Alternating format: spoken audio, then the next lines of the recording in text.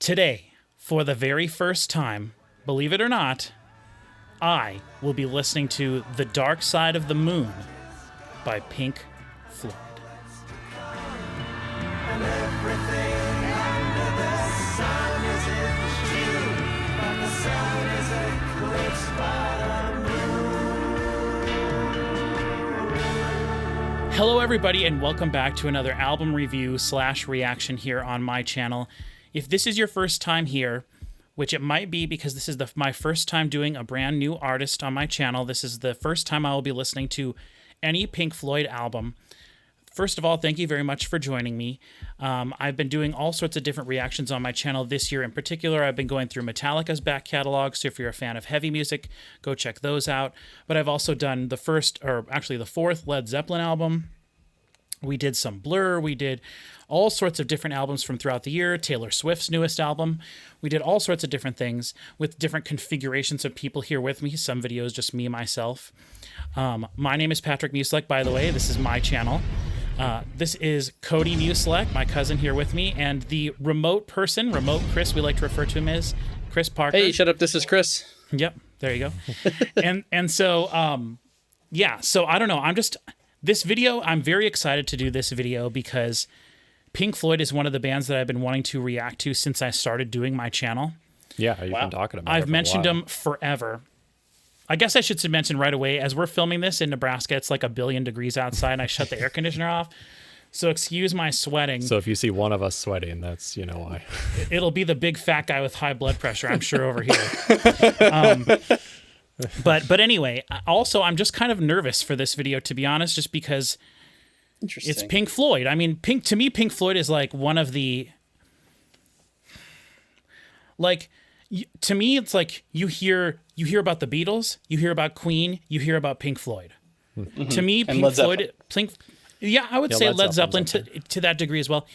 But I would say, me personally, I had not heard that much about Led Zeppelin. I knew who they were, but for me, it was always Pink Floyd, Led Zeppelin, or Pink Floyd, the Beatles, and Queen as your bands. And you've heard a lot of Beatles. I've heard lots of the older Beatles songs, the ones that are their big hits and stuff. And you've heard a lot of Queen. And I've heard a few Queen songs, not very many, very many, just the few that have been used in movies and whenever it was in the Mighty Ducks soundtrack. You want to hear a secret about Queen? The hits suck. Are the only songs worth listening to. That's interesting. Speaking of hits, the only Pink Floyd album I have is the Pink Floyd Greatest Hits called Echoes. Oh, okay. So I do have that. I've never listened to this. I bought it a couple years ago. I didn't know Echoes. Maybe I did know. Interesting. Echoes is a song. I don't think I realized. Yeah, okay. It's like a super long song. Which is not on here. Yeah, it's weird. It's like... Echoes, that's on... What album it's called Exos? Because that's an X, right? That's an H. That's an X. It's a digital font. Stylized, stupid. Echoes is on Saucerful Secret. No, it's one whole side of a record, I think, right? Yeah, it's one. It's okay. Yeah. So it's pretty. Hold on. We're getting too deep into this. If you're unfamiliar with my channel, what we're gonna do is sit here and talk about Pink Floyd. Then we're gonna listen to Pink Floyd, the whole album, Dark Side of the Moon, from front to back. We're going to pause in between songs because we have a remote guest. Sometimes we do that on my channel. Sometimes we don't. That's going to be tough, by the way. To pause? Because these are... Well, that's what I was going to ask you guys. Yeah. If they kind of connect together. Do you think that we should try to not pause? I think we need to. I think, we got to pause because it's going to be... There's so much to say. The penultimate song and the last song, I think we should do together at the very least. Okay. Because that's fair. Runs together almost as one song. I can't think of the rest. I know a lot of them do fade between, but they're mostly separate songs. Okay, well, we'll get to that in a second. Let me finish the intro thing here first. So regardless of however we do it, we're going to listen to the whole album, however we do it, and then afterwards we'll give our sort of finalized thoughts. But I want to warn people who are here for the first time, we tend to talk over the music a little bit. On my channel, I always label it as Audio Engineers React, Audio Engineer React. I have worked in a professional recording studio for 7 years in Omaha, Nebraska, and I have a degree in audio engineering from a college in Nebraska. And so what I tend to focus on my channel a little bit more than other channels that I've seen is the production of the music. how things were recorded, why things sound the way they sound, why did the specific sounds get put together that got put on the album, like does everything work together, is everything mixed well, what's the stereo spectrum like, are things balancing, all those sort of production things. That's what I tend to focus on. A lot less than like lyrics, for example. We don't tend to focus on the meaning of songs very much. So we'll just have to see if something, if you guys want to mention some, like the meaning of something, please bring it up, whether we're listening to it or before, or after we're done listening to it. If not, we'll probably just pay more attention to the production stuff. I also want to say we do talk over the music quite a bit when we're doing this, so just be aware of that, because for when we started doing Metallica, that was kind of a shock for people, and then I think people kind of started to get a little bit more used to the way we do things. This video is going to probably be quite long. I'm sure you've already seen how long this video is and might be thinking this album's only 40 minutes long. Why is this video 2 hours long? I think it's 45 minutes or about that. It is. Wow, 42:50. I would have thought it was way longer than that. Yeah. And so, like, why is this video so long? Well, it's because we're going to be doing lots of talking and analyzing and everything. So just to warn you there, I will have timestamps throughout the entire video, including the individual songs, so you can skip to whatever you want, including a timestamp for the very end where we're going to be talking about the album overall. If you just want to skip to that, that's totally cool. Also, in the description of the video, I will have links to listen to the album on Spotify, to purchase the CD, probably from Amazon or wherever. Maybe I'll go to their website and find if they have links on their website, post that as well. As of right now, the reason we chose Dark Side of the Moon to be the first album that I listened to is because we saw several other reaction channels that have done reactions specifically to this 2023 remaster, which is the version we're going to be listening to in this video. And in those videos, they include the music. So in this video, I'm hoping and praying that we're going to be able to include the actual audio we're hearing so that you watching the video can hear it as well.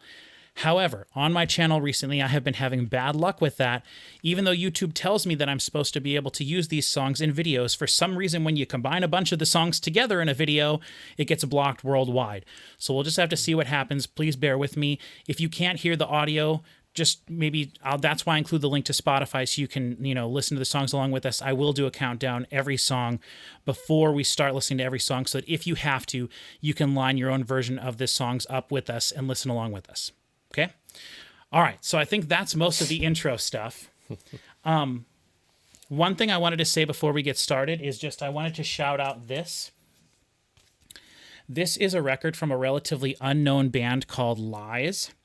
And right now on my channel, I have two 20-ish minute videos where I listen to the first song off of that album with this guy and the first song off of that album with the other guy here.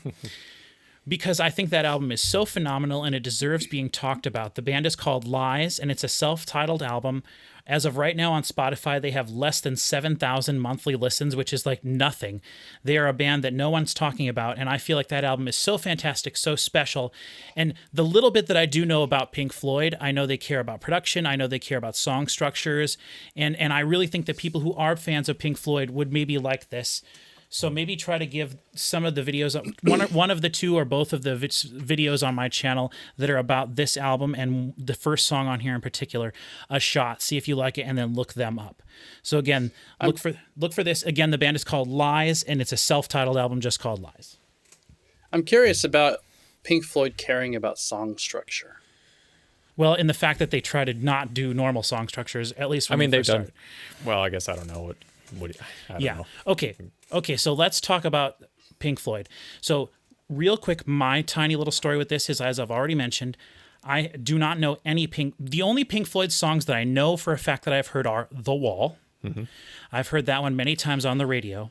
You've heard Another Brick in the Wall Part 2. Okay, Another Brick in the Wall. Yeah. The one with the kids singing, the We Don't Need No Education part. Mm-hmm. I've heard that one. And then I've heard other people do covers of that song. So I've heard Korn do covers of that song and a couple other bands. Okay. And then the only other song that I know I've heard in part is the one with the like casino sounds. Money. Money. Track 6. Oh, it's just called Money? Is it like it's on this album. Cash register song? Yeah. Sounds? Yeah. Yeah, maybe Cash Register. Okay. So I know I've heard parts of that, but if you asked me like what the chorus of that song is or what the lyrics are in that, I have no clue. I just know that I've heard. I can answer both of those with the word money. Okay. And then, that's what it's about. And then literally the only other Pink Floyd song that I'm aware of is a song called Comfortably Numb. Okay. Oh yeah. that the Scissor Sisters did a cover of on their first album, and I've only heard that version. Oh, okay. Interesting. And so Okay. I would love to listen to that song at some point and see if it's even remotely close to the Scissor Sisters at all. So those are the only 3 Pink Floyd songs I know. I know that they had an album that you can sync up with the copy of Wizard of Oz. That's this one. This album, okay, that's really interesting. And I know that I've heard of that. That was something that Pink Floyd is a band that got mentioned a lot when I was in college studying for audio. Yeah, Pink Floyd was mentioned a lot because of so I know that they like really cared about being in the studio. And I know that they did a lot of things that at the time were sort of, I think, considered revolutionary. And I believe they have really high quality music, like fidelity wise. They also really care about live production too. Right. I don't care about that for now for this. Okay. But that's interesting. Yeah, that's that's a right. whole Because other I heard them conversation. mention on their wiki page, they mentioned like Lights Show or something, that they were one of the first like bands to have like crazy It is one of the most incredible things that's ever existed on the planet. Yeah. They do full on productions of like just an album through, they do concept albums. So they'll do the Wall Show. Or So whatever. we talked about them a little bit in college, but to my knowledge, I don't ever remember us listening to any of their music. And I don't think I've ever seen any documentary or footage of them. I don't know what any of these guys look like. So that was what I approached this with, and we decided to do this video just sort of like relatively just like a few days ago because the stars were aligning for Cody to be here for us to do this. And so yesterday I spent a large portion of the day reading the Wikipedia page about Pink Floyd. So bear in mind, Nice long article there. it's a huge article. Yeah. So bear in mind, everything I just said is what I knew before yesterday reading the Wikipedia article. Now, before we start getting into the things that I was reading and any of the things that I found out about the band, I'm really curious. I would like to know your guys' thoughts and your history with the band, because both of you at times have mentioned to me you should do Pink Floyd on your channel. And Chris Parker, you have mentioned to me before I even started this channel that Pink Floyd was a band that was special to you because I think your dad liked them a lot. I think Pink Floyd, I would probably say, is my dad's favorite band. Yeah. And he saw them in Ames in '94 live for the Pulse tour. And he had a VHS bootleg of that. And he watched that thing 1,000 times. And I eventually, as the years progressed, I found a VCD of it in Singapore in like 2001. And I had it shipped over. And then we got a DVD player that could do VCDs. And then he watched that a bunch of times. And now I have given him the DVD of it, and I know the Blu-ray exists for that tour, but he hasn't made it that far. He kind of stopped and fell behind at DVDs, but it's an incredible show. It was really something special, and that live album too sounds perfect. It's so good. It's such a good album, and like I was telling you before camera started on this, my dad has been a fan forever and ever, but for the longest time, I thought, when I heard Pink Floyd, I thought like Meatloaf type music. And then eventually I heard Pink Floyd and I was like, oh, this is not anything like what I thought it was. And I'm actually a pretty big fan. I don't listen to them regularly. I find it really difficult to have, for some reason, any band older than like 2006 in my rotation, like my regular music rotation, even though there's plenty of bands that I like even 90s music. It's like, oh, this song is so awesome, but I'll never put it in my regular, Right, like for whatever it has a different reason. place for whatever reason. But this album I've listened to I don't know, not a billion times, but I'm really looking forward to the fact that it's the 2023 remaster and that I haven't really sat and listened to it like this. Mm-hmm. I don't even know when the last time was, if ever. So it's going to be a lot of fun.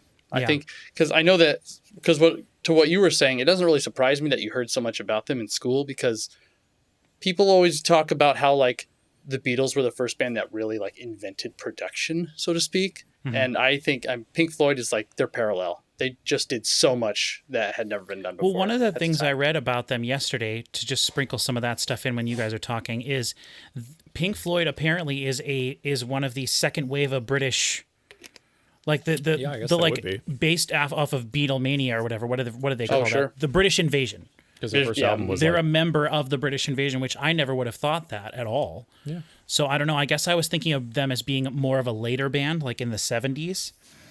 But I mean, their earlier stuff wasn't like British invasion pop music. It was psychedelic. but they were just from England, so they kind of got pushed into that. Sure.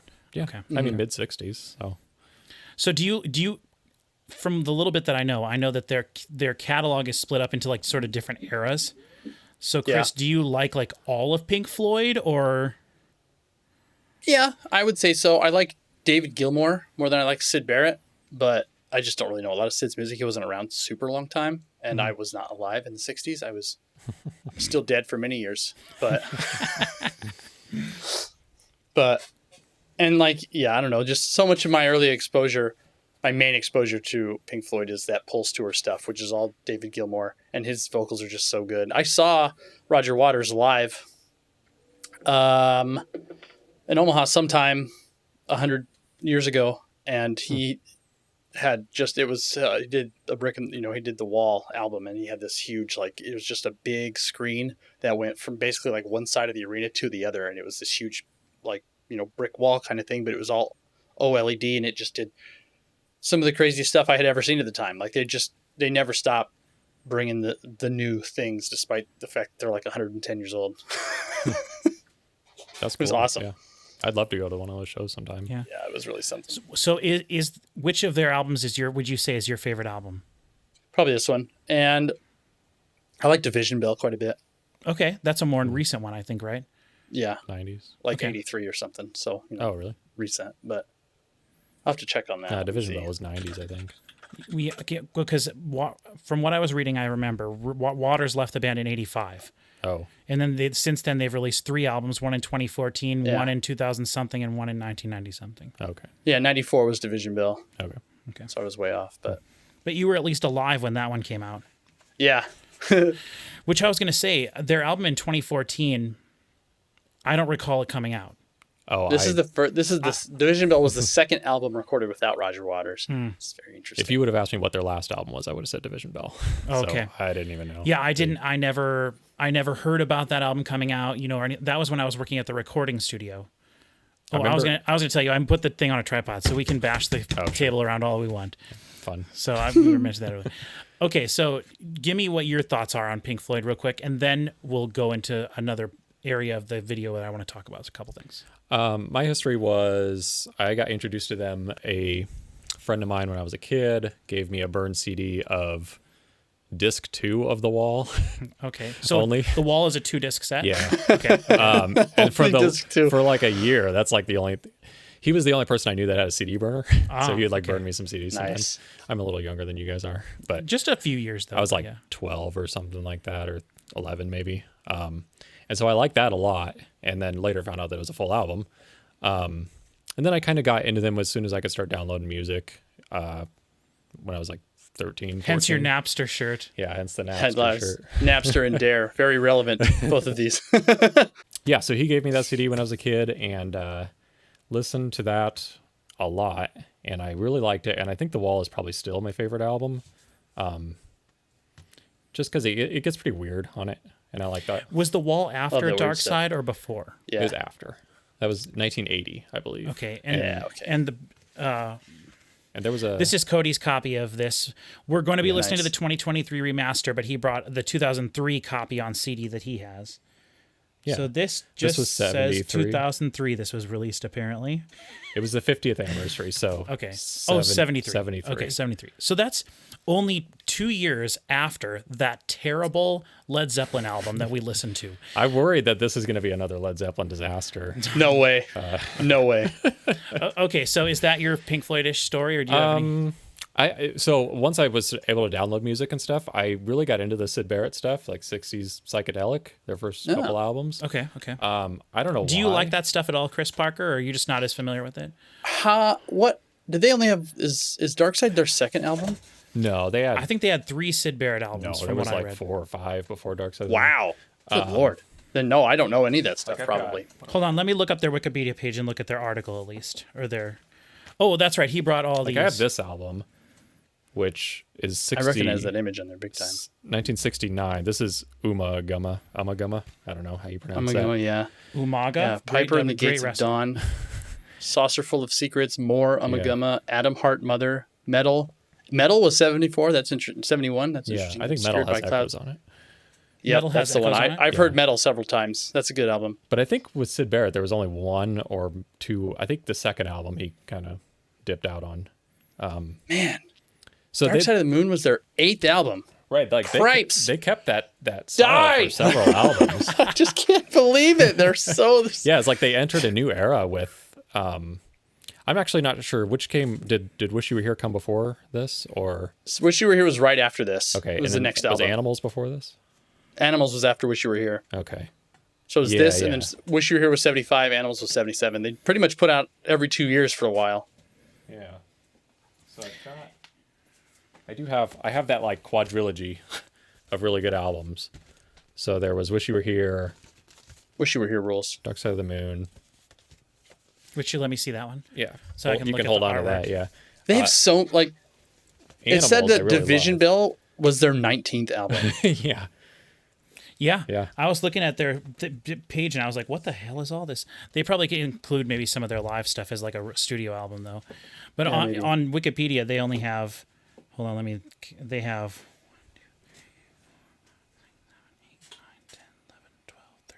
15 albums, including The Endless River from 2014, which I know was just comprised of B-sides from The Division Bell. Yeah. I remember it was. Oh, it was. I didn't know that. Yeah. It was a big deal because I was pretty into them in like 2005, I would say, and I think around that year it was like a big deal because I don't know if they reunited or obviously not Sid Barrett, but like, what is it, Live 8 or something like Live 8? Yes, When they brought that they've back. done multiple things like that over their career. That was like a huge deal because I think that might have been the first time they had got played since '94 or '5 or whenever. It was the Division first Bell's time tour it was the first time they'd seen each other since 1994. Roger Waters and David Gilmour. Okay. go. Okay. So let's move on to the next section of this video, and I want to tell everybody watching this: if you're a big fan of Pink Floyd, skip to the next section. Okay, just skip to the next section because I'm going to talk for a little bit now about all the things that I read yesterday. Okay. Okay. What, like all the bad stuff? All right. So you think that they're just, you're going to tell them all a bunch of stuff they know already? Is that what's happening? No, I think they're going to be very frustrated if they watch this section of the video. Are you going to talk about how Okay. pretentious they are or what? No, I have. Good. Okay. Okay. You give people time to leave. I'm serious. Go to the next section. I have never read about bigger assholes in my entire life.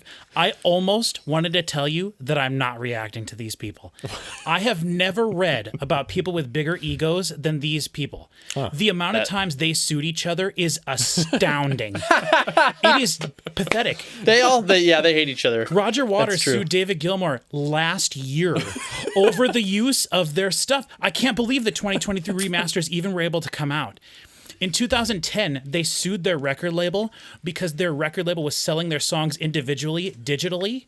And they were like, no, our songs can has to only be be an sold album. together. So then the next year, they got a deal with someone else to distribute their music as individual songs online. These guys are the most petty, pathetic, ridiculous people I've ever read about. They are terrible people. They are so old, man. Everything that while I don't think they were in the 60s, everything that I read about these No, guys. and a different problem there. Oh, everything that I've read about these guys is that they are just douchebags. Just terrible, terrible people. And Sid Barrett seems just... He got out at the right time. Yeah, well, I guess. But like everything that I read about him was just that he would come into the studio so messed up on drugs that he never did anything, couldn't do anything. He wrote all the songs, but then he couldn't perform any of them, and he would go to shows and just stand there, and they had to hire David Gilmour to pretend to be him on stage. And so they just let him stand there, and then David Gilmour would do all the stuff he was supposed to do. And then eventually David Gilmour became a member of the band. I don't know what Sid Barrett's problem was. I think he had something going on that more than. I mean, it sounds like what he had is a nice, healthy drug addiction. Yeah, Yeah, well, that's but then he became a recluse for 40 straight years or whatever. right. And so he clearly didn't like. So something. It wasn't so bad that he died of drug overdose or anything, which No. I was thinking was the way that story was going to end. But he didn't die until much later in like the 2000s, I think, 2003 I or something. remember when he died. It was. But- and there was like I remember when he died. The obituary was like, "There's been one photo of him from the past 30 years." Yeah, yeah. And it's like, so obviously he has some. I could see why he wouldn't necessarily be want to be on stage.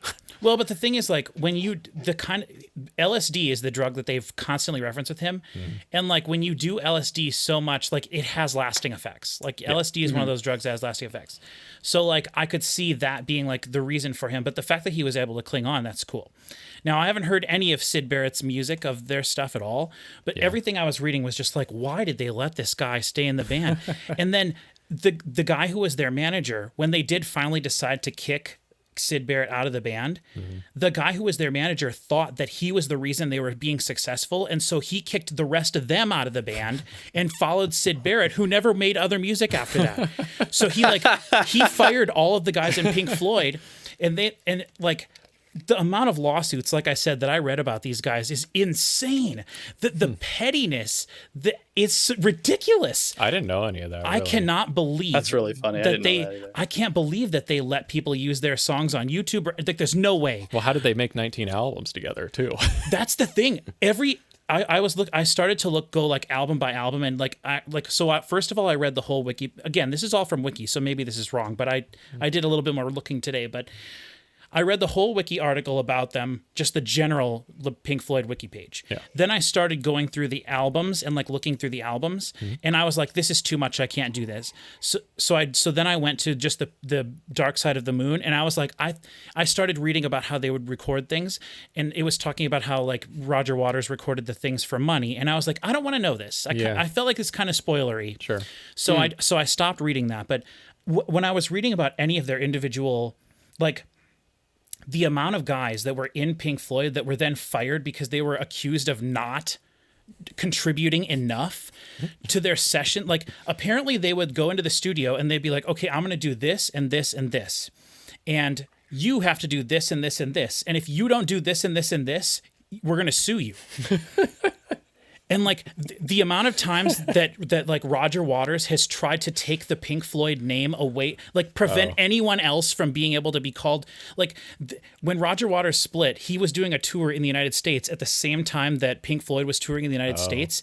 And he intentionally made the tour so they were in nearby towns so he could go to the venues and make sure that they didn't perform any song that had his name attached to it or anything like that. Yikes. It's so petty and ridiculous.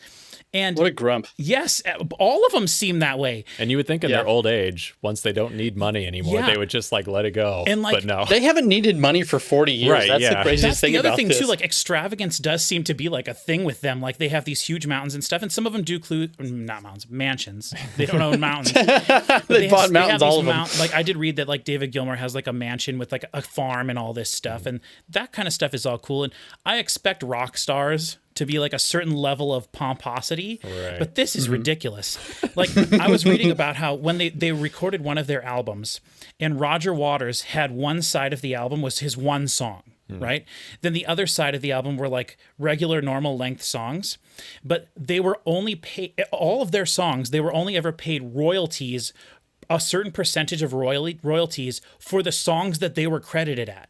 And it was only the percentage of credit that they were giving based on how much they wrote for that song.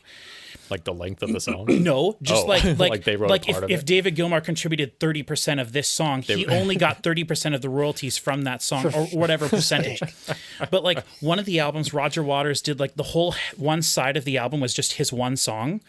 And the other side of the album was David Gilmour, I think David Gilmour at the time, and whoever the other guy, Witter or Writer or whatever the guy's name is, the other guy in the band. Richard Wright. They like split the other side and did these like more manageable song lengths.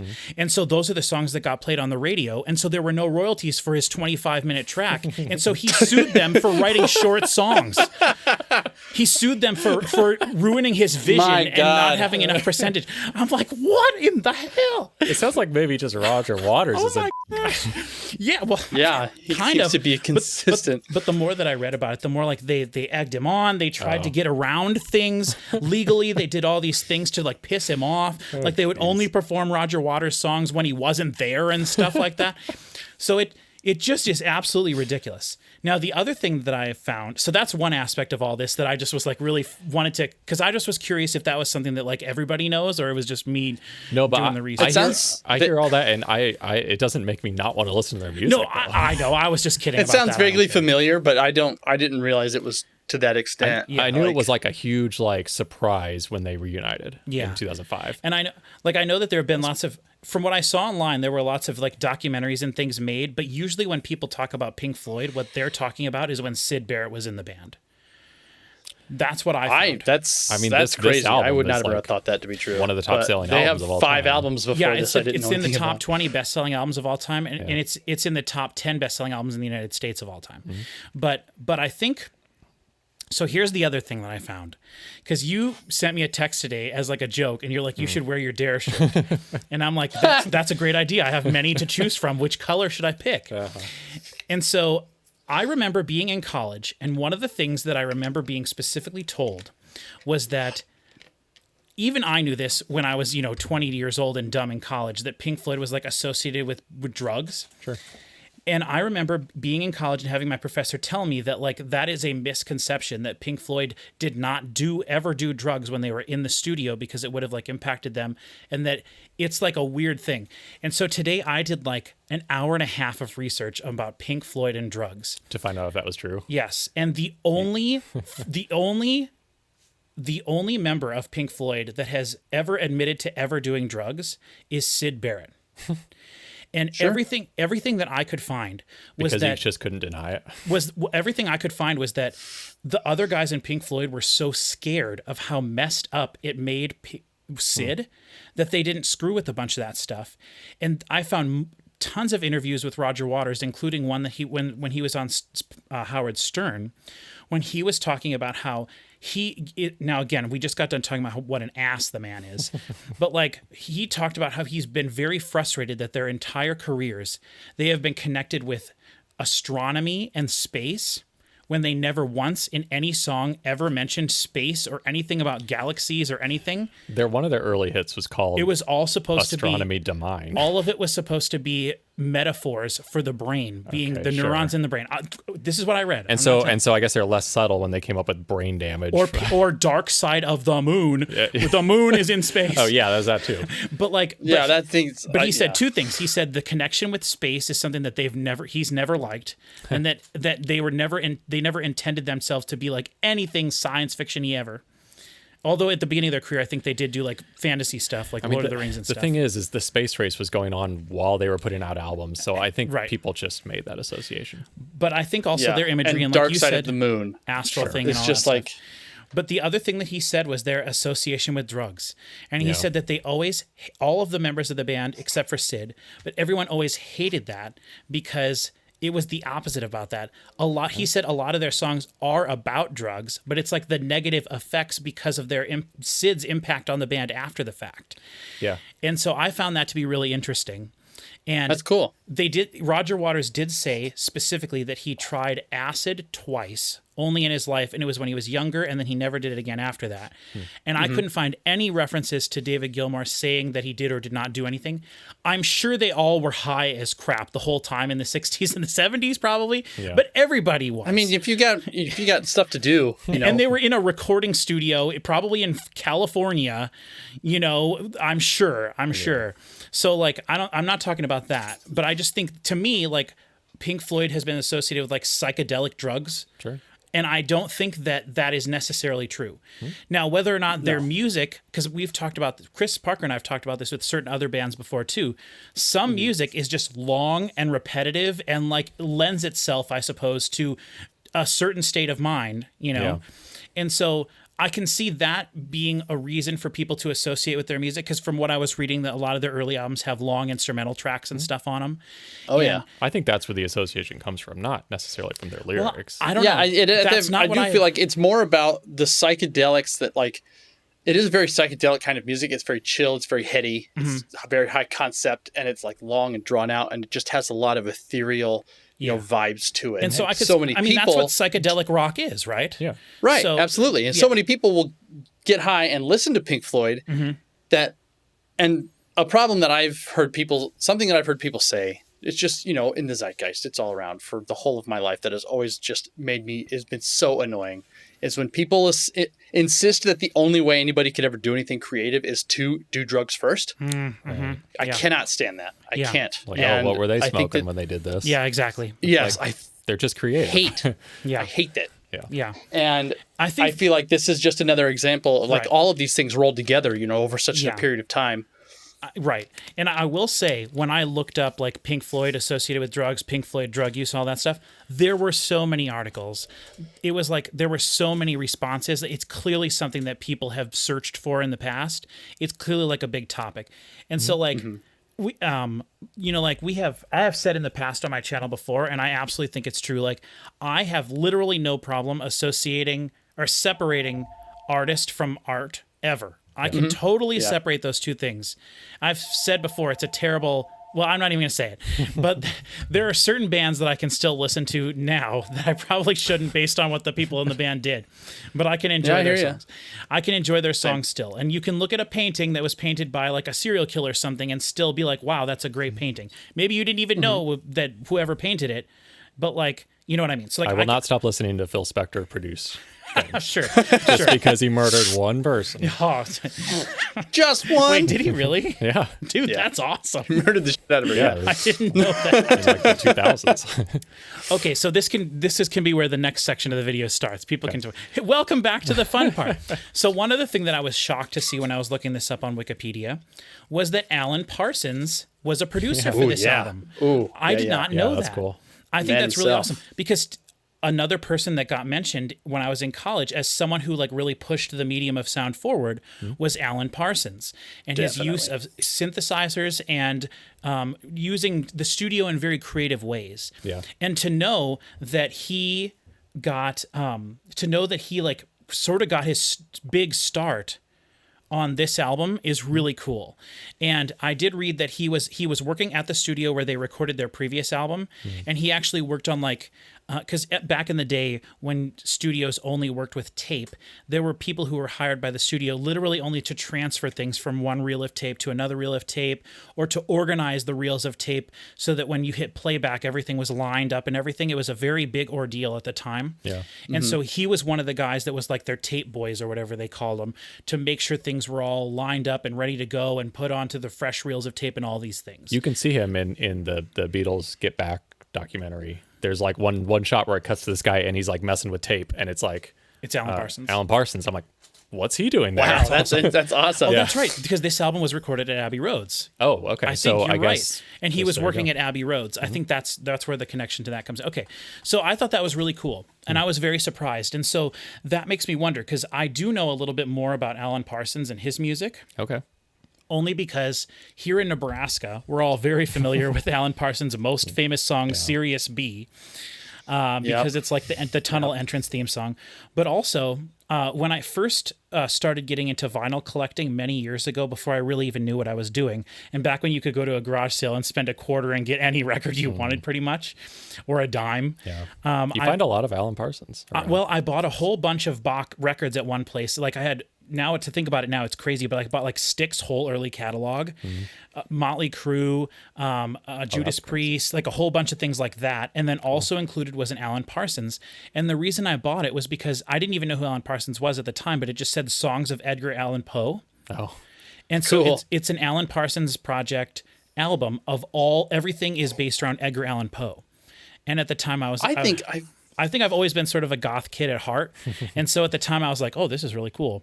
And so I bought that. And then since then he has an album called like Stereophonic or Stereoscopy or something like that. So I have both of those on vinyl, and I have listened to both of those. yeah. And they sound very 80s to me. And maybe one of them was released in the 80s, but I think one of them was released in the 70s. And I remember thinking, oh, this sounds sort of futuristic for the time. He put out a lot of albums. But yeah, he was very prolific. And I do find a lot of his vinyl around too. I probably have 5 of them or something. I have several CDs of his too. Yeah. What were you going to say, Chris? Something about Alan Parsons. Alan Parsons. Alan Parsons sucks. I heard he's a real big.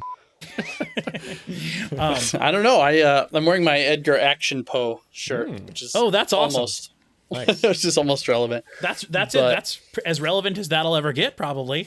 Yeah, I swear he has a song about the Raven.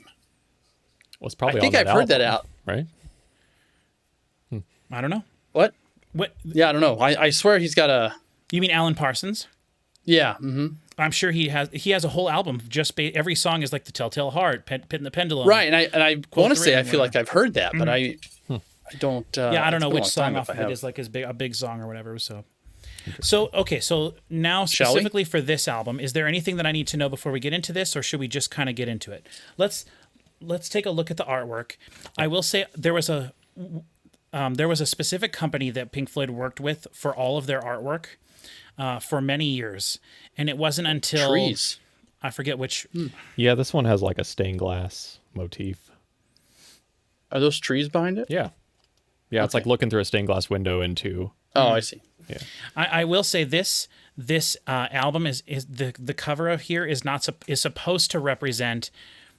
Hold on, my stupid cord that screws up all the time. It's supposed to the white line is supposed to be the like calm going in and the storm of stream of consciousness coming out, or some hefty hoity-toity thing like noise, and like represents the brain. The triangle's like the brain, and like conscious thought or some sort of a thing or whatever. So it is a cool gatefold, which is really cool. Thank you, Cody, for bringing this. I imagine there's we a get pretty lyrics in there too. interesting connection, but like I don't know if I would say connection, but like there's a lot of Tool in this in terms of like I was a going to prog bring band about higher consciousness and stuff like that. That's a good thing. I'm glad you brought that up, Chris. So for people watching this who haven't been following my channel, like in our Metallica videos and stuff, I've mentioned in like every one of those videos and a lot of videos on my channel this year, because it's been impacting my music a lot this year, the music I've been listening to. Over the last 2 years or so, I've been getting a little bit more into more prog metal. And I think that I'm starting to realize, and I think I mentioned this to you, Chris, the other day. It might have even been in our Metallica Death Magnetic reaction. I think so. My entire interpretation of what like progressive music was completely wrong.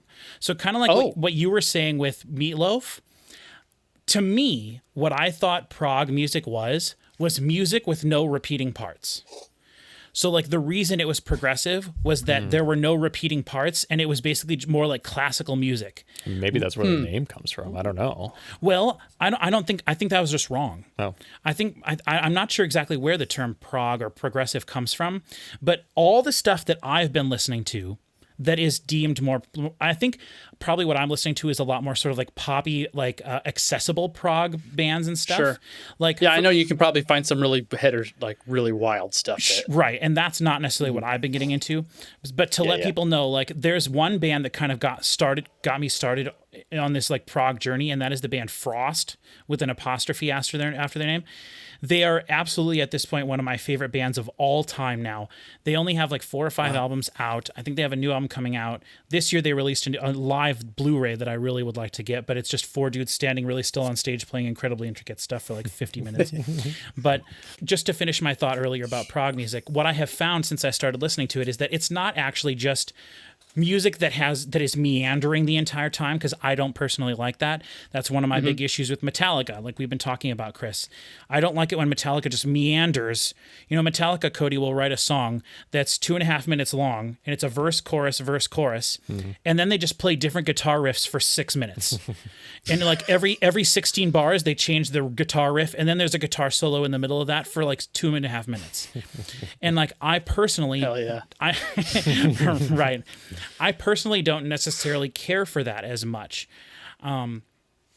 There's another band I like a lot called Archive. They're also from England, and they are one of my favorite bands of all time. I have all of their albums, minus their first 2, all of their albums on CD, and I really enjoy them a lot. And they have 16-minute songs, 20-minute songs. All their songs are like 6 to 8 minutes long for the most part, except the ones that are like super long. But they're all long songs.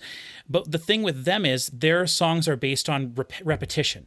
So it's usually like some pattern that's this really cool pattern repeated over time so much, and then maybe changed so little or so much over a long period of time that you don't even realize you're listening to something different at the end than you were at the beginning. And then also the idea of repeating something and then slowly adding layers to it to the point where eventually you realize this is too loud. You know, it started too quiet and now it's too loud, and I don't know when the switch happened. And so these are all elements of the progressive music that I like, that I don't know if we're going to get any of here. I know we're talking 73 or whenever this came out, so like really early on for me. And one of the things where I'm going to have to wrap my head around is the same thing that we had with Led Zeppelin. Like, I have to temper my expectations. Context of the time. Context of the time is a huge important factor with this. And it's really hard for me to sometimes wrap my head around that, because when you're talking about influence, when you're talking about limitation of technology, that's when you can talk about whether something sounds good or bad for a reason. But if you're looking at something objectively and you're just saying this Led Zeppelin album does not sound as good as this Metallica album, the fact that the Metallica album came out 20 years later is irrelevant to me. It still sounds better than the Led Zeppelin album. So I know sometimes that our Led Zeppelin, when Cody and I reacted to Led Zeppelin 4, and it was very frustrating for a lot of people who watched that, because I was just like, this sounds terrible. And they were like, you're stupid. They were the first people ever to do this. And I was like, I don't care. I wrote in one of the comments, I think it was one of the best things I've ever come up with. We don't drive Model T cars around anymore. That's right. There's a reason. We don't drive Model T cars around anymore. This is something that happened to me when I was diving into Kurosawa movies. Okay. I had never seen a Kurosawa movie, and I started with Yojimbo, and I was like, I'm going to watch this with my for archival purposes only glasses on, because this movie's from 1955 or whatever the hell.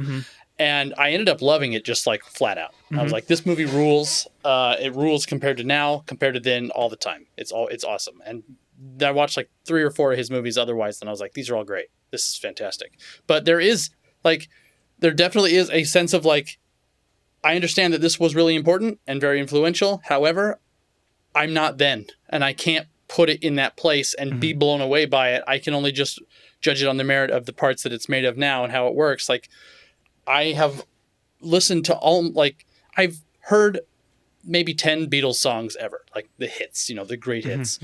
And I did go listen to, I think, the White Album or something once, and I heard a bunch of stuff where I was like, oh, this is where such and such thing came from. Like, there's one song they have like a little acoustic guitar ditty intro. I was like, oh, Blue October, this is the exact same thing. That's where this is from. And it's like, I learned I connected a lot of dots, but like, I didn't really care for that album. And I don't care that it was influential. It doesn't change how much I like it or don't like it. Dude, I did the same thing when I saw Jaws for the first time like 3 years ago. Oh, I love Jaws. I was like, this movie is really weird, and it doesn't really go very many places.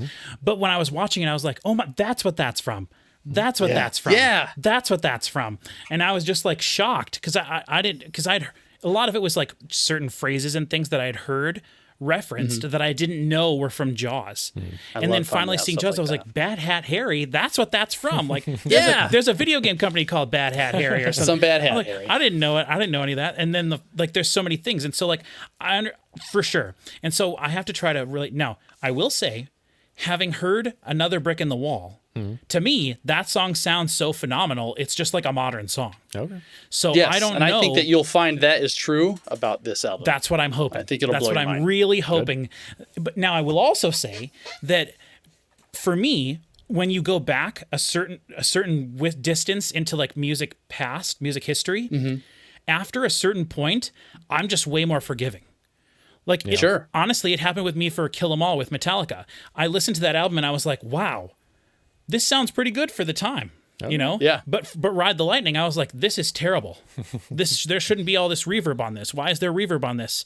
Well, it's because it was 1983 or 1984. One thing I find really fascinating is how many of these older albums, there's so many like legendarily like albums that sound incredible even to today's standards, and it's like, who in any of the earth could listen to this in any way that represents how well it was recorded? Like, where you get your 8 tracks, your vinyl on your crappy 70s speakers. Like, I just don't understand. There is no decent way. Like, for all points and purposes, nobody heard the best version of this album until it came out on CD. Yep.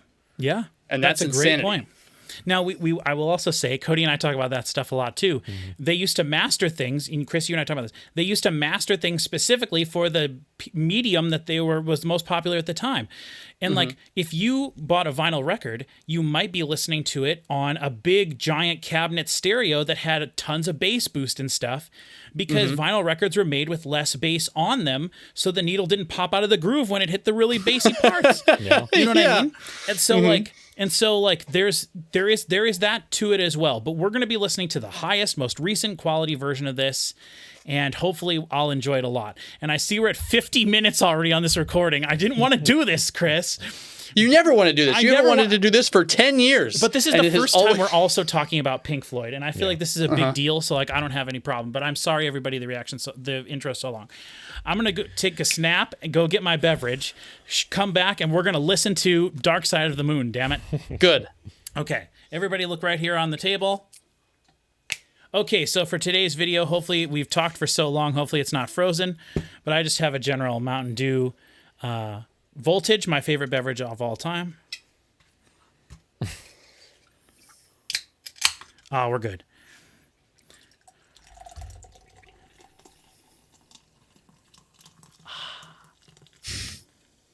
Uh-oh. Because you opened that between both of those mics, it had the most, like... Stereo. Just, like, really nice stereo. Like, it could be in the room with me. Kind of sound. Got my binaural set up here. It's expanding like the science that Pink Floyd is known for.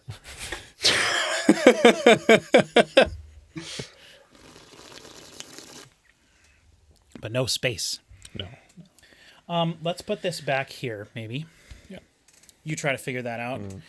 And we'll keep this booklet out. Just watch your elbow. Okay. Oh, I don't think I'd reach back there. Okay. All right, Chris, you got the songs pulled up? Oh, yeah. Okay, here's what I'm going to do. I'm going to only pull up one track at a time. I will say... This is not a good time to do that. No? Yeah, but okay. All right, well... I do think it's going to be tough to... Stop. It's going to like roll right into the next song. Track one is now we gotta a stop. minute and 11, and then track two is track 2:45. one. We should just go into track 2. I saw that. 1 and 2, and then the last 2 at the I did very see least. that. Well, that was one of the other things on the actual page. Until like 1993, the first 2 tracks were just listed as one track on every vinyl. Yeah. But on yours... Oh, it doesn't even list the time on this one. Yeah, I think that must just be because it's considered part of the first track or whatever. But on yours, on the back here, It says speak to... Yeah, it has them separate. it has it separate. Okay, and that's from... Is that an original pressing? Do you know? Yeah, Okay. I mean, it's not from the 90s. All right, well, maybe I was wrong there. I mean, I definitely could be. Oh, hold on one second. Move that for one sec. I forgot to do this. Turn that light on. Turn it on fade. Put that in the corner. Go ahead. And no one can see it, but that's fine. You can tell it's back there. You can tell it's back there. Okay. I'm very excited about this. Pink Floyd is something I've been wanting to listen to forever. I really hope I'm going to enjoy this. Let's go. Are you ready, Chris? Do it. Yep. So we're going to listen to track 1 and track 2 together. Okay. Speak to me and then breathe in the air. In 3, 2, 1. I hear nothing. Am I supposed to hear something? I don't hear anything yet. Wait, I think it takes a minute. geese. There it is.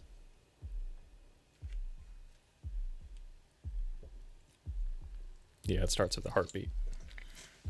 Well, it And starts with a goose. I may guess. have to turn it up too. I don't know.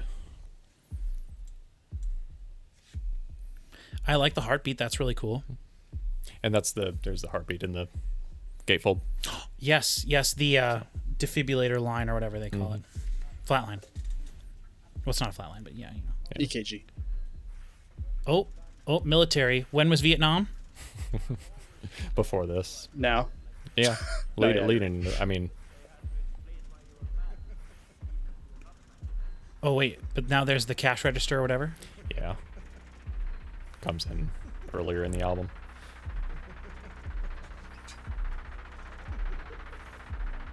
Some people just chuckling ominously. Yeah, aren't you glad we didn't stop after this song? Yeah. Oh, yeah.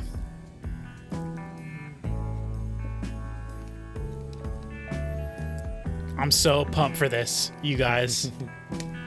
Me too. Yes, sir.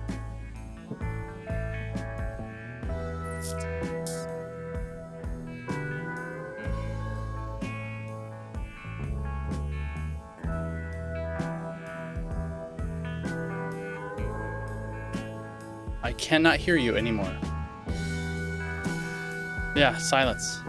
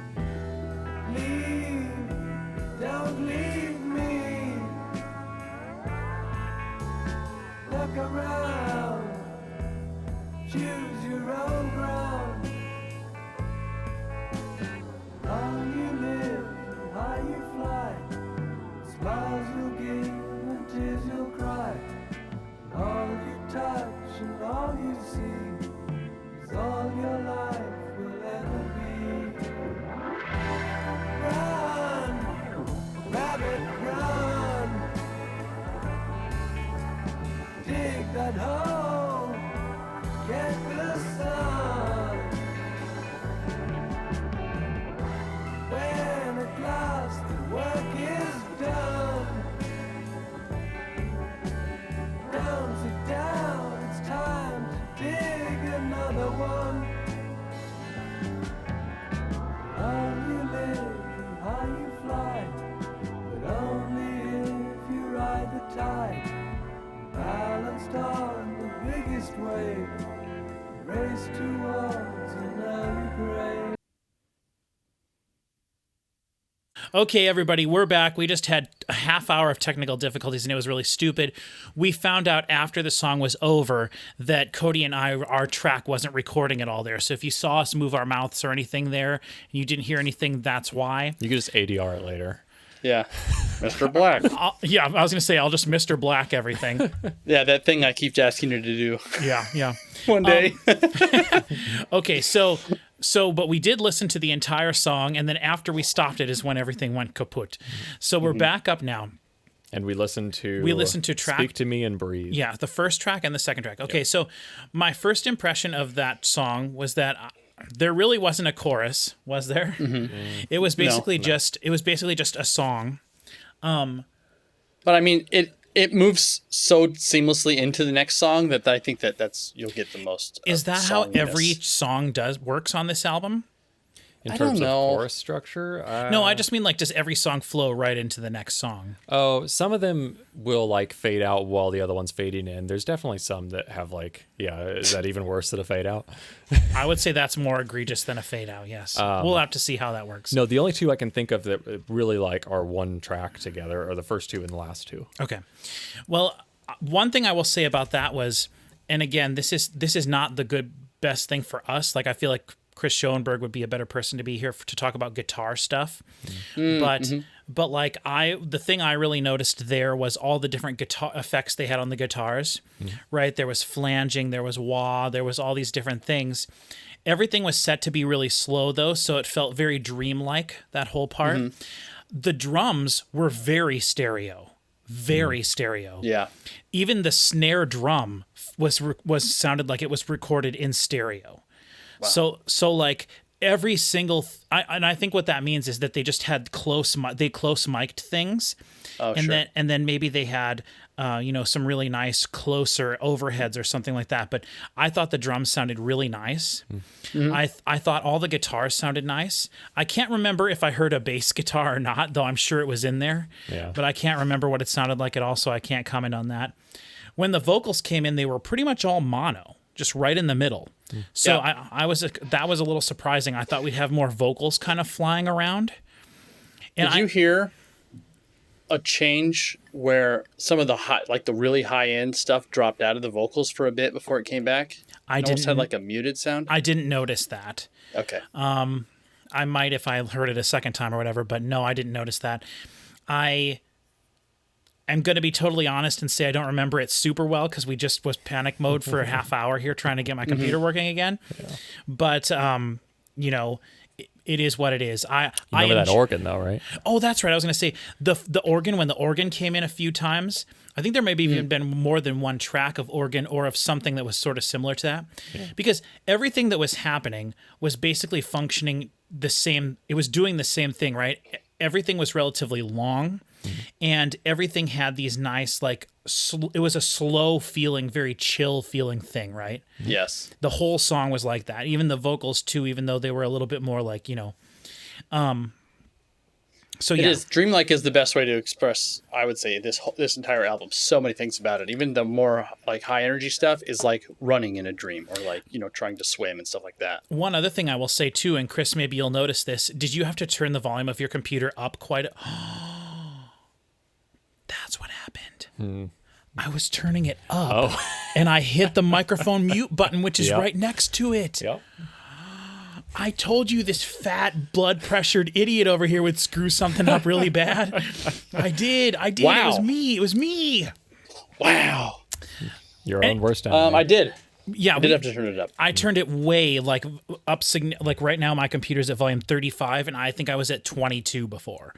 So I went up considerably. Now, I like to listen to music pretty loud, and we were listening to it at what I would consider to be like a maybe above average volume, but that's what I want to do with these reactions is listen to it loud. I don't know if the album's going to get louder than that, because if I would expect something that would be that must have been very quiet. I'll bet Chris Parker, if we played the Death Magnetic album after this, it would explode our ears right now with the volume our computers Your are brains set at. would come out. Yeah, it would literally kill us. So Or that song that we did earlier. yeah, Orbital. Yeah, Orbit Culture. So dead. that was one thing that I thought was really interesting because nowadays people have a tendency to, when they remaster things, they have a tendency to overcompress things and make it too loud almost. But we're many years now, I guess, past the loudness wars being a thing. And if there was ever a band that would definitely not ever allow you to overcompress their music, I would think it would be Pink Floyd, especially because of all the the people literally have to give them body parts in order to let them work with their their sounds. So the fact that we even got these 2023 remaster of this album is, I think, probably they put a lot of effort into it. So I think we should just go on to the next song, and then we'll probably be able to talk a little bit more. And yes, this track went right into the next song. So I just stopped it. Yeah, that's okay. The next song is quite different. Okay. But all of them will do that. Okay. All right. So let's go on to the next song, which is On the Run. This is 3 minutes and 33 seconds. Are you ready, Chris? Yep. All right. On the Run in 3, 2, 1. Okay, so right away, dark piano note. Liked that. I think that was the end of the last one. Right. Yeah.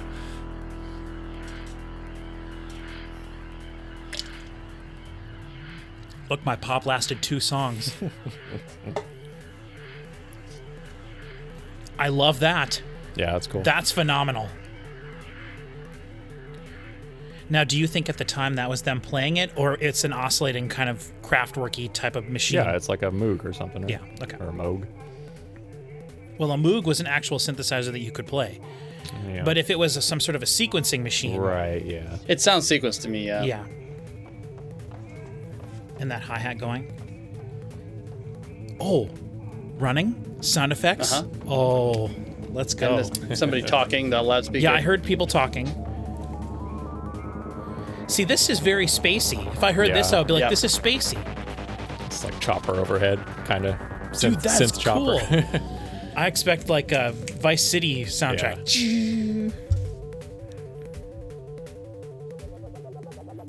It's that little click in there. Yep. There's a hi-hat going, too. Oh, yeah, you're right. Yeah, there's a click. Now, I did That's read... what makes me think it was a sequence. I did Or, like, read that they use a lot of metronome-like features in their music. That sounds like a tape loop kind of thing. So are there no vocals in this song? No, Well, that's a that's on bummer. the next one. This really is all just lead into track 4, honestly.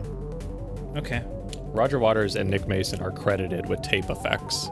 Okay. So apparently they used enough of those to... Now, Chris, one of the things I asked during the last track was, who is the singer for Pink Floyd? David Gilmour. Oh, is it? Okay. Yeah. So is he singing in this album? He sang track 2? Yeah. Okay. Yeah. I love all this like sequencing stuff. That's really cool. I wasn't expecting any of that. I was expecting more. The word I kept seeing referenced on their earlier albums with Syd Barrett was blues. Blues riffs and stuff. And I was like, oh, maybe I would like that kind of stuff a little bit more. I think we should just let this go right through into the track 4. Okay. Are we getting close to it? I'm not looking. Got about a minute left. Okay. I can move this down here and then we can be able to see it. Down here. I get nervous since we had that video where our video stopped. I know. Now this time we had our audio stop, so I got to move it down even further. Pretty soon I might as well just look at the whole screen. This is really cool though, but to me this is kind of a waste of a track. This is just an intro to what, like you said, an intro to the next track. It's all part of the, Yeah. I like all the sound effects incorporated there and everything that I was hearing, but I have to apologize for the cricket that's in the room. I was going to mention that if we could hear him. You'll definitely be able to hear it. People will be able to hear it in the track though. He made an appearance in our Metallica video. All right, we're getting close to the... Okay, we're going to go into Time, which I think was one of their bigger songs, right? Yeah, like Time's huge. Like a single of theirs or something. Yeah. I love this song. Okay, all right, good. I like this too. We're getting to a real song here. Let's give me a real song. Enough of this nonsense. This is another thing that Pink Floyd has in common with Tool, I would say, is that they have a lot of filler tracks. Oh, you mentioned Tool earlier. I have never heard any Tool albums. I've heard just Lateralis, I think is the only song I've heard. Or Schism. Oh, sure. Schism is the only song I've heard of theirs. Okay. This is all awesome. I'm going to turn it down a smidge.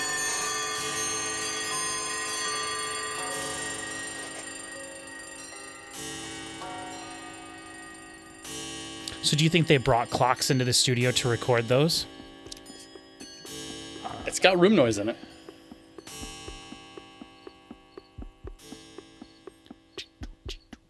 Is that a metronome? I would say it sounds like it.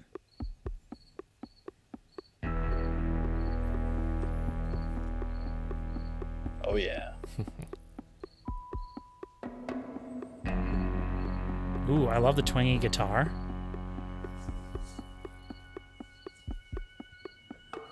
Ooh, I love that little thing off to the side. That little sort of like organ-y thing. Yeah, that. Yeah, Yeah. real soft. I love that. That's very dreamlike as well. Yeah. Mm-hmm.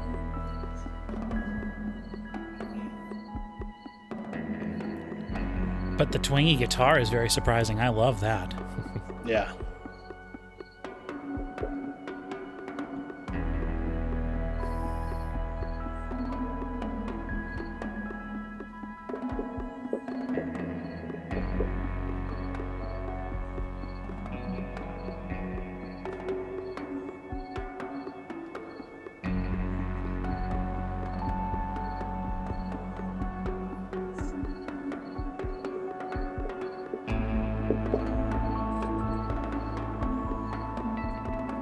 Okay, it's gone on for quite a while.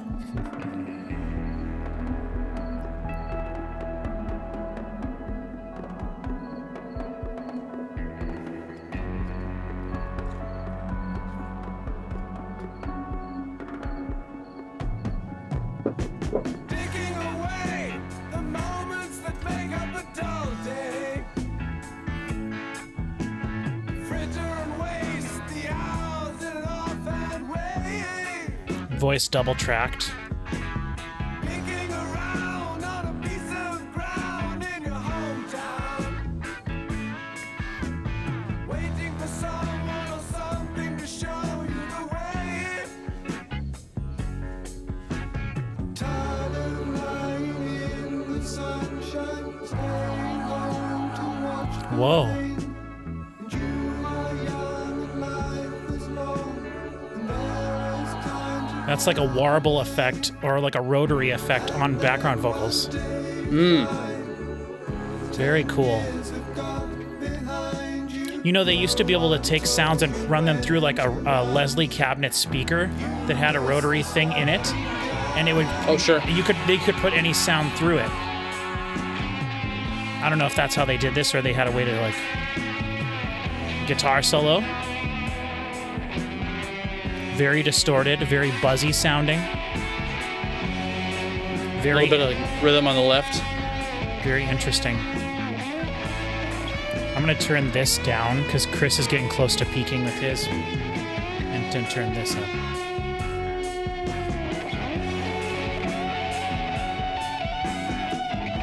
I guess it doesn't matter because Chris sends me a separate file of his, and I add the songs back in. I love this.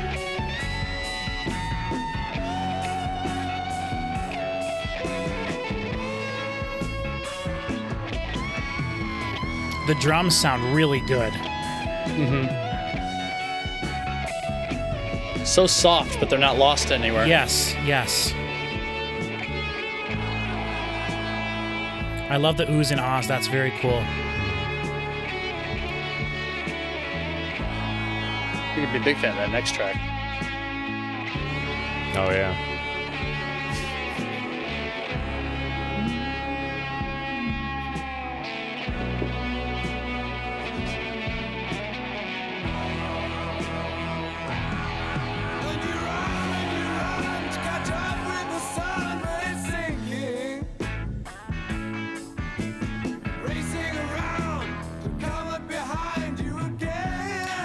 Is this how the songs have always been in terms of the stereo spectrum? I don't know. I'd have to listen to original. Like, do you listen to the vinyl ever? I couldn't tell you. Yeah. It sounds very modern. Yeah. Is my comment there. Mm-hmm. Don't know if that's a remix thing or not. They did a quadraphonic version hold on. at the time. Yeah. Oh, that's right. I knew that. Right.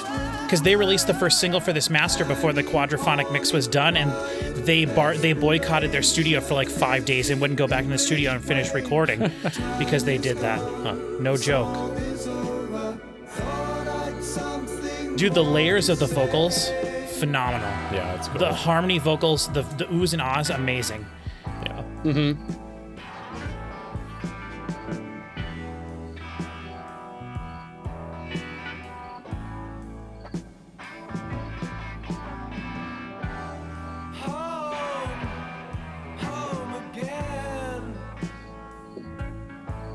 This is Back to Breathe. This is a reprise. Oh, the first track? Yeah, the second first, track. The second track, too. Interesting.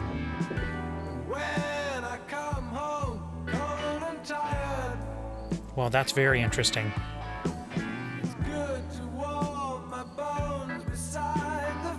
Yeah, I don't envy whoever had to decide how to separate these into numbers, you know. Well, in the liner notes, it's listed as Breathe Reprise, but not like on the track listing. So. Oh, sure.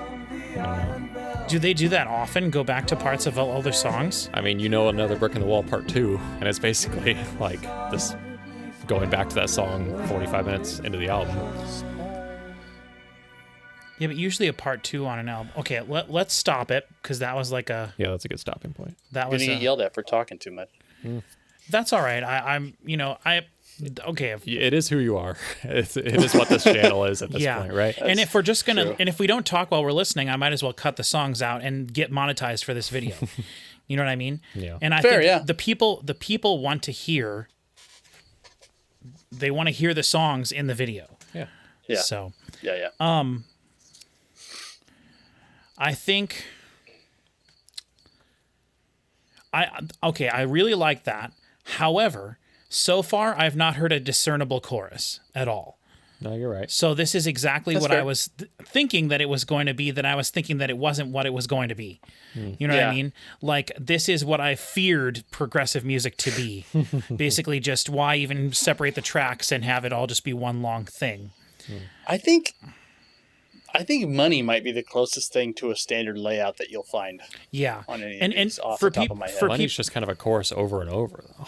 well, and for people, well, Dang. Pushed them all into one part of the song. Yeah. for people who are joining this video reaction, don't watch my channel very much.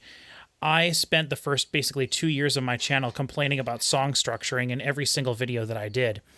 And after a while, I just kind of had to get over it. But for those of you who are new here, for me personally, I want every song that's ever written to be structured verse 1, chorus, verse 2, chorus, bridge, chorus, outro. Every song. I don't see the need to deviate from that ever. I don't care how long these sections are. But for me, it's especially very important that a song goes back to the chorus at least once so that the song gives you a feeling of returning to something that's familiar so that you have the sense of completion. And I've talked about this so much on all the other things, and this was one of the things that I was scared of with this because of the things that I do know about Pink Floyd and the prog aspect of this. You know, I talked about this for like 20 minutes earlier and never actually said it. All the prog metal and prog music that I listen to, they go back to the chorus. Like every song is like a normal song. It's just like twice or 3 times the length of a normal song. You know, every verse is basically like the length of 2 verses in one verse. And then the choruses are maybe like 2 choruses, which means the songs just feel very stretched out, you know, and then usually there's a long instrumental part somewhere in the song as well. It usually comes back. So far, with what I've heard, is kind of a jumbled mess of 4 tracks that have really nothing to cling to and are just kind of like a mood the whole time. And that's fine. I have to kind of, you know, I have to get used to that and over it. But I've done hundreds of reactions on my channel now, and almost every single one of them I comment on song structuring. And I knew that we probably weren't going to get that here very much. But based on Another Brick in the Wall, like I can sing parts of that song for you right now. That's true. So far, nothing we've heard is sing along with me like type of song. Yeah. Right. And the fact that this is like one of the 20 top selling albums of all time, like I was gonna say, like that this is like considered one of the greatest albums of all time. You telling me that like no, you got to get over that. Kelly from next door, who was 15 years old, and like that she bought this record and sat down on her bed and listened to this and enjoyed listening to this. Expanded her mind, man. Do you know how much there was to do in 1975? That's a great point. Great point. And you could be listening to Led Zeppelin. I was going to bring this up earlier. Is you can't fall into the same trap of like this is overrated. Okay. Because I don't know why of all their albums this one is one people clung on to for 50 plus years and like remain in the Billboard Top 200 for 40 straight years. I don't know. And I feel like this wouldn't be anywhere near as good as it is if it was confined to a track by track song structure. Like the fact that this is 4 tracks that is effectively just one, because it's even got a reprisal into track 2 on it. It's like, this wasn't meant to be cut up. Right. It's just such a wonderful meandering through I honestly think I would like it better if everything we've heard was just one track so far. Yeah. But I think that the first track was an intro, though, because it was basically just sound effects. Yeah. But then the beginning of track 2 and then 3 having that really cool being the instrumental thing with the weird synths and stuff. Like, right. And then, but Time did start with, that's really interesting because I know Time starts with all those clocks and stuff, and Money is going to start with a bunch of sounds of money. So on one hand, it's kind of like very much on the nose of what they're doing. Yeah. But on the other hand, probably a lot of people didn't use sound effects like that in music. I think that's one of the big things about them. I know they added this stuff. Like I know Depeche Mode is very famous for using samples in their music in the 80s, like the early 80s. And they were very famous for bringing in weird things to the studio and like going to like stairwells and recording things there and like hitting things in ping pong balls bouncing and things like that. Now that's like using sound effects as an element of a song. Whereas this so far has just been sound effects that are like thematically important to what's happening. Sure. Which is really cool. And I really like that. And everything has been recorded like crystal clear, like phenomenal. And I said when the song actually got going there, I really like that intro part, by the way, to Time with that little flitty thing. It sounded like some sort of like an electric piano type of thing. Right. So On the Run, you're talking about on the whole track On the Run. Track 4. No. Oh, track 4's Time, because it would go bum bum ba-da-dum beep beep boop boop. The really soft light. Yeah, gotcha. Sorry. Yes, I'm talking about that. Like the bells or whatever. Yes, you were thinking of the sequencer thing. Yeah, sorry, gotcha. I probably said it weird. It sounded like a piano part, but it wasn't done on a piano. It was some sort of electric thing. That, and then also on the other side being balanced with the really cool Dwayne Eddy twangy guitar was really neat. I didn't expect twangy guitar at all. Yeah. But then once the song started, it could have just been a modern song. The way everything sounded. Like the drums were really nice.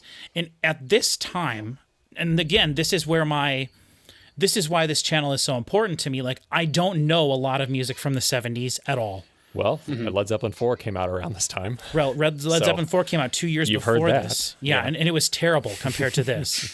Sonically at least. Yeah. I mean, there's lots of stuff that's terrible compared to this now. Correct. Well, the album I listened to earlier today is significantly worse. But what I was going to say was like the mentality, and I don't know if this would have been revolutionary at the time, or maybe it was, but the mentality of just having drums that sound really good in stereo, and then a very simple, clean bass line in the middle, and then just having a very rhythmic and almost staccato-y type of part on the left, doing its own rhythm, and a very staccato sort of like guitar part on the right doing its own rhythm. That is the foundation of basically modern alternative music. That is exactly what alt rock is that. And I was even surprised a little bit with the guitar solo. I was shocked by how it actually sounded. The amount of distortion on it was very surprising. Yeah. With what we were hearing, I was expecting a much more cleaner electric sounding guitar. And the fact that it was all distorted and sounded like a Dan Auerbach sort of guitar tone shocked me. That was really cool. And so I loved that. That all felt very modern. It felt very like a hipster band today would do this. And I loved the having a guitar on one side and balancing it with the organ, the like somewhat distorted organ part on the other side. But it's not an organ like you think.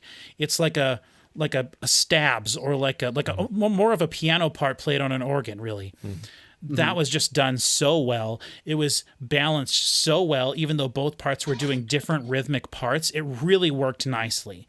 It was not distracting from the middle, from the vocals, but it was very clearly meant for your ear to be drawn to the left side, to the right side, to the left side, to the right side, and not necessarily evenly. And I feel like it was all done very, very well.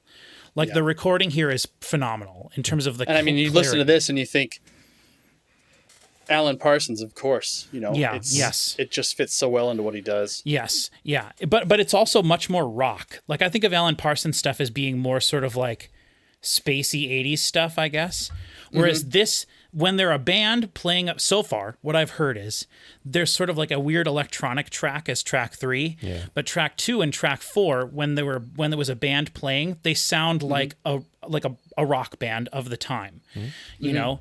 And so to me, it's like the clarity, but also I'm not sure again with like what other music was doing at this time, but the mentality of having wide stereo mixed drums that aren't being played like super hard. Like the drums are being played somewhat softer. Very soft, yeah. Which is nice. Something Lars from Metallica never learned how to do. Play guitar softly. He only hits the drums as hard as they can be hit. And then having it spread, the stereo image was very nice. So, all right. Do you guys have anything to say about these songs as well? You can feel free to talk. I just bogarted the conversation. No, I mean, this is all pretty good. Yeah. I think Time is one of my favorites on the album. Okay. Agreed. I definitely enjoyed it. I really love the lyrics of Time. Like, you know, Chase, running to catch up with the sun, but it's sinking. It's all about just like this grab, this desperate attempt to not get older. And it's just, it hits so good every time. I like how it ends. The time has gone. The song is over. Thought I'd something more to say. Oh, that's really cool. Yeah. That's really neat. I love it. So that's cool. Bring that stuff up when you notice it, especially thematically, because I'm not really focusing on the lyrics of it. I don't know if is this a concept album? Like, is there a running theme for the I wondered that thing? earlier, and I was like, I don't know how to. Because it's not like The Wall, where there's like a clear story you can when I follow. looked it up, it said that the album is supposed to be about like mental, not necessarily mental health, but like this album was very clearly inspired by everything that happened to Sid. Okay. I think. I see. And then like I said, it mentioned several times on their wiki page that he would come in and they were literally scared of how sick and crazy he was. And that's bad. Yeah, that's a shame. And so I think that a lot of this is probably about that, but also the idea of like intelligence, but also like, I don't know. We could check the wiki page and stuff, but we're not going to do that. I guess we'll see if we're just here to listen. Yeah, we can find it. Keep it going. All right, so in that case, then we are on to this is The Great Gig in the Sky. It's going to be a real treat for you. Yeah. Okay. So we'll probably just listen to this and stop it before money. Okay. So this is The Great Gig in the Sky. Good break between them. In 3, 2, 1. Okay, soft piano to start out. Something we haven't heard on the album yet. Yeah. True. Which is very cool. How would they do this live if they performed this all live, with every song having different instruments and things? I don't know. Do they just play the clocks and sound effects and stuff through speakers? Like, I think so, for the most part. They do have one guy in a really weird, like, big percussion cage who's just jumping around hitting stuff, which is pretty sweet.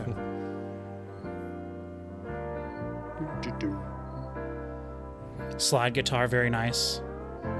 Very Hawaiian. Mm-hmm.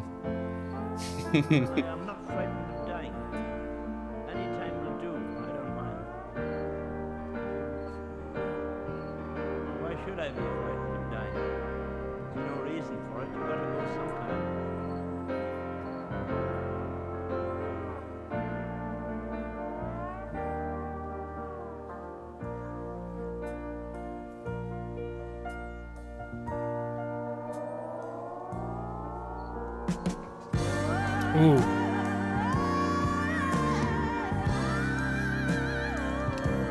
Whoa.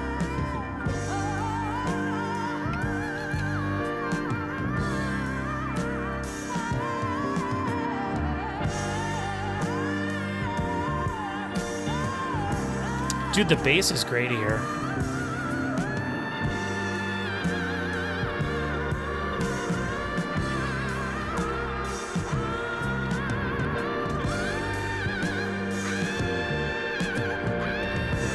Dude, yeah, shrill. Yeah.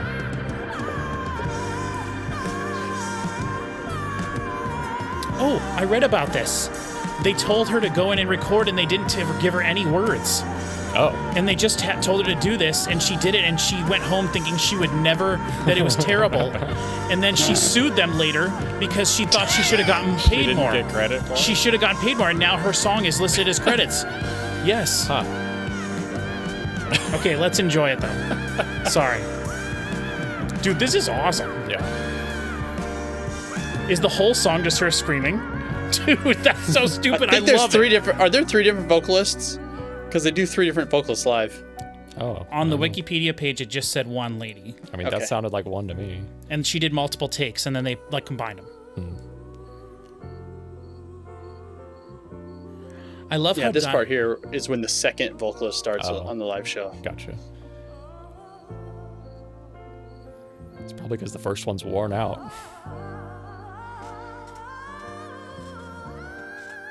This actually reminds me a lot of Grace Potter. She does I can stuff see like that. this. She does Totally. stuff like this. I love the rhythmic piano being the sort of foundation for this. Yeah. I love bands that incorporate piano, and I know that sounds silly, but when you actually hear someone playing the piano in a song, it's really gratifying to me. It's great. Yeah, it's not as often as you think, especially in modern music.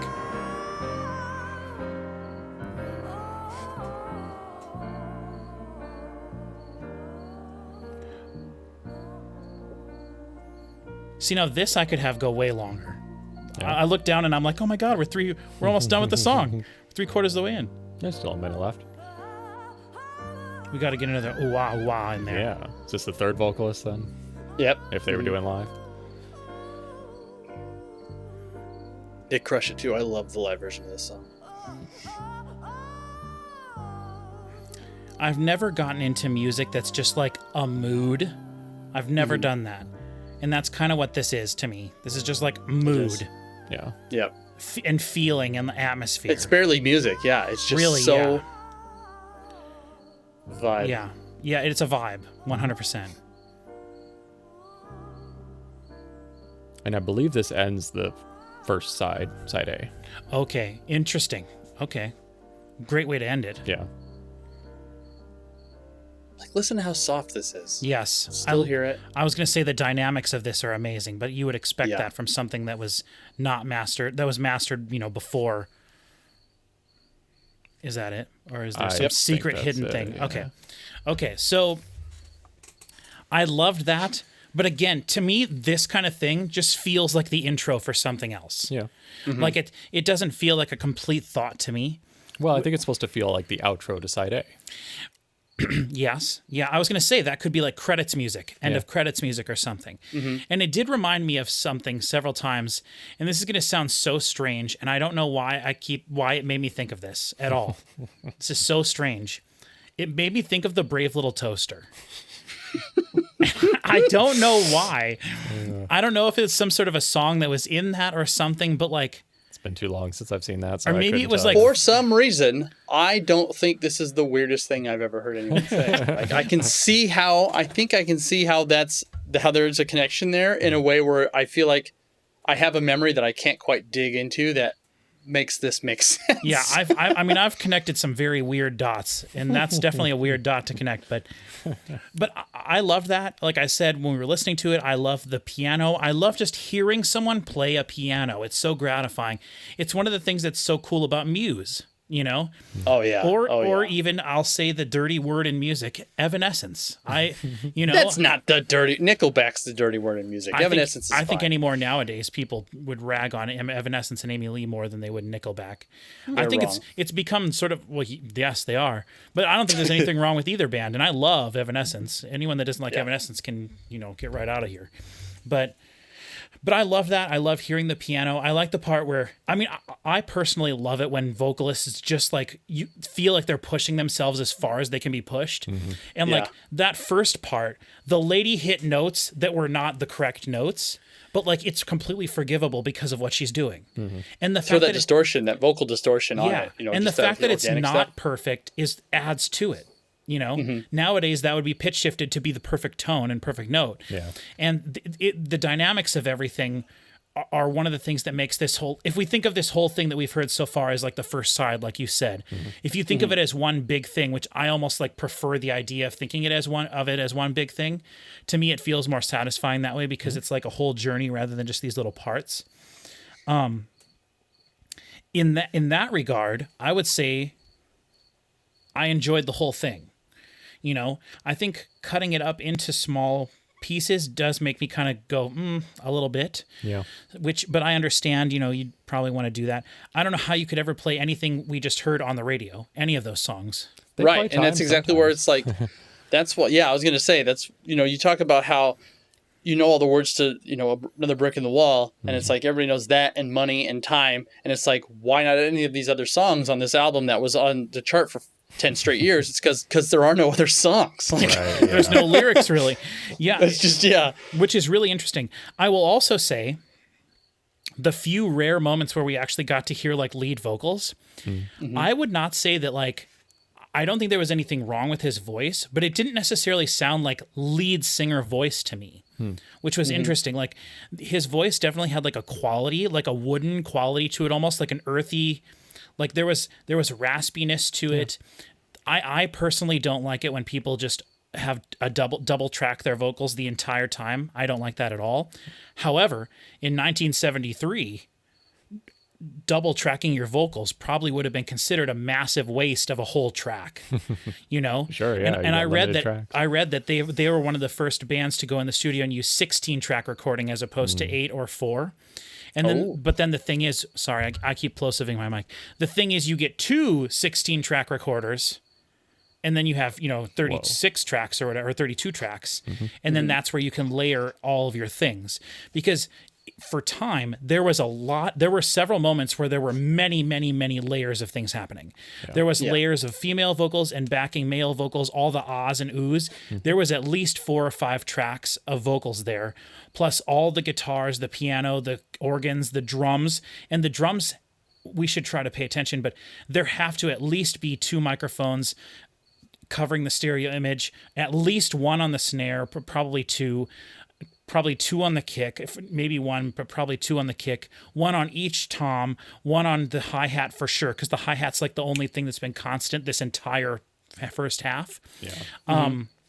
Which makes sense because it's one of the things that's keeping tempo. So there have to be probably a bare minimum 12 tracks of drums. Probably I would guess 16 tracks of drums if they're going to just use a whole track for that, and then the whole other 16 track player for that, for everything else. That's crazy to think about, Yeah. Maybe I'm overestimating a little bit with the drums. Maybe they could do it with 8 or something like that. But definitely with how good everything sounds, the thing that sticks out to me is like clearly they were recording it in a very quiet space. And you might think that that's like, well, duh, they recorded it in a studio. But no, not every studio you go to is going to sound like perfectly quiet and have a pleasing room tone to it either. Yeah. And these drums are all pretty much close mic'd, Like how many years after this, for example, was ABBA? 74, the next year. Was it? I think is when they did Waterloo. Because ABBA from Sweden and that whole area in the Scandinavian countries are known for like pushing music to the next level of fidelity. Oh, were they? Yes. Didn't know that. And ABBA and all those, everything that was came out of that specific studio in Sweden, I think. Okay. That probably would have been their later 70s stuff. That's pretty cool. That might have been later, more disco-y stuff. Yeah. It was known for that. But also the other album from the 70s that I think of as being super high fidelity would be Fleetwood Mac, right? Their White Album or whatever. When did that come out? Rumors? Yeah. Oh. Rumors? Oh, yeah. That's Probably late 70s. Let's have a look. Because to me, those are sort of like the high 77 for Rumors. So to me, those are like the high fidelity things of the 70s. Yeah. But this is, I would say, definitely as good as any of that stuff. But also, I don't know how much work has been done on these tracks since then. Yeah. You know, have they ever gone back to the actual Waterloo tracks and was 74. remixed it? I think I called both those dates. Nice. 77 and 74, you said. Yep. So that's pretty crazy. Honestly, in my experience with remasters, if you A-B'd me a remaster, I might get like 60% guessing which one's which. I've never really heard a remaster and went, wow, look at what they've done. I've had it happen with movies, like when they put out the Blu-ray of Jaws, it was 1975, it was a mono track in the movie, and now it's 7.1 movies. And it's just amazing. But remastering albums has never really been that dramatic for me. So I wouldn't be surprised if this is mostly what's happened. Like this is how it was when it was made. Okay. Because one thing I would question would be maybe like the noise reduction technology. Right. Has gotten to the point where we could basically reduce almost 100% of noise nowadays. Sure. And I don't at the time, because that's the problem. Think about it like this. Maybe not something everyone's thought of. We have a space right here that we're in, right? Sure. And my computer has a fan in it, and it's making a fan noise, right? So if I recorded myself singing in this room, and then I recorded myself singing again in this room, that would double the volume of the fan noise. That's true. Absolutely. And if I recorded 4 more tracks in this room of the microphone in the exact same spot, you're talking about 5 times the volume of noise. Yeah, I guess the more tracks you have, of room noise, quieter right? you need it. Which is why denoising software has always been so, not even software, denoising hardware has been so important throughout all of history, and why it was such a big deal to have the right kind of tape that went with your right type of tape recorder that went with the same kind of tape machine, because everything was calibrated to within an inch of its life to try to be as quiet as humanly possible. Yeah. Because we're talking about all this stuff being done before digital recording. That was why digital recording was so crazy, because you could record things and stack them up however many times you wanted, and there was just complete silence. Right. So, it's crazy to think about that, and that's why every tape you had to have like the same brands of tape machines and tape recorders and all these things, because they used the same heads which played back the same way, and so it was a very complicated system. And to get something that sounded so good, Well, it's pretty crazy. Forgetting about room noise, tape has a noise floor. Tape hiss, 100%. I mean, tape hiss and just the noise of the machine doing the recordings. Absolutely. Exactly. All of that times 16, that's insane. Yeah. And exactly. And that's why when people don't ever think about that aspect of all of this, that's why denoise is like one of the most important things to happen in all of music. And that's why when you listen to older music from like the 50s and earlier, like even some Elvis stuff and everything, like it's just immediately a huge drop in quality. Yeah. And the reason for that is all the things they have to do to try to make it listenable after it's already been recorded. Right, yeah. It's not the fact that they couldn't record it clear.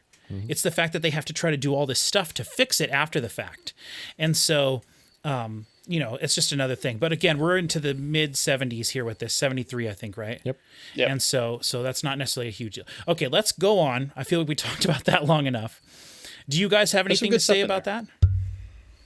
The Great Gig in Sky? Yeah. I don't know. It reminds me of Sympathy for the Devil, right? Or is that, what's the Rolling Stones song that has the female vocalist? It's like, Give Me Shelter is what I'm thinking of. I don't know any Rolling Stones. I've always associated with that song, not although a that was Rolling Stones probably fan. 5 years before this. Oh, okay. Okay. But another instance of just a female vocalist just going nutso, yelling at the loudest she can, We'll have to. I've been trying to debate, because I'm going to make you listen to some Grace Potter stuff. Like it's going to happen because she's so fantastic.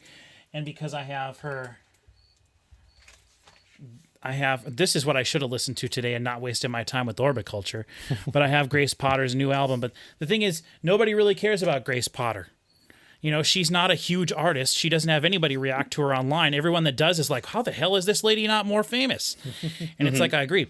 But the reason I bring her up in this instance is, and Chris, I don't know if you'll remember this or not, at the end of one of my favorite songs of hers, which is called Delirious, at the song goes, it's a fully structured song, and after the third chorus, the song kind of like dwindles down, and then there's just this sort of like organ and thing that kind of continues, and the song is about how she has insomnia problems, and so she ends up usually working very late into the night, and how when you reach a certain point of exhaustion, sometimes that's where your best ideas come from, but also when you're like the most crazy. And to finish that song off, they bring everything down, a couple things continue, and then they build it back up, and she does the most amazing vocal performance I've ever heard anyone ever do ever. And she does what that lady did at the beginning of this song. Yeah. Just like she could have only ever done one take of it, because you can't do 2 takes of that or you'll kill your voice. And, you know, and that's like literally one of my most favorite musical moments ever in anything I've ever heard. And to hear that, it really reminded me of that, and I loved that aspect of it. Cool. So,